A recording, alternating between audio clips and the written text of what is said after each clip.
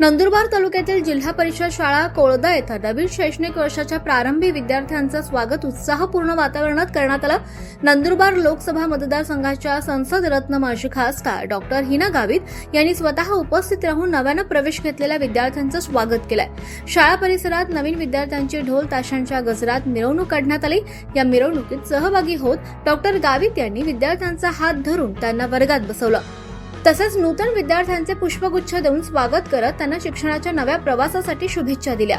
शाळेच्या पहिल्याच दिवशी विद्यार्थ्यांना डॉक्टर हिना गावित यांच्या हस्ते मोफत पाठ्यपुस्तके आणि गणवेशांचे वितरण करण्यात आलं। यामुळे विद्यार्थी आणि पालकांमध्ये आनंदाचं वातावरण निर्माण झालं।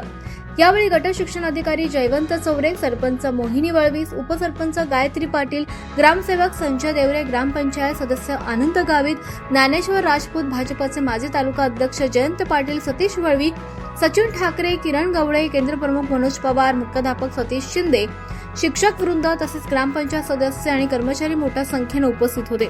नवीन विद्यार्थ्यांचे आनंदी वातावरणात स्वागत करून शिक्षणाबाबत सकारात्मक वातावरण निर्माण करण्याचा हा उपक्रम कौतुकास्पद ठरला असून उपस्थित मान्यवरांनी विद्यार्थ्यांना नियमित शिक्षण घेऊन उज्ज्वल भवितव्य घडवण्याचं आवाहन केलंय।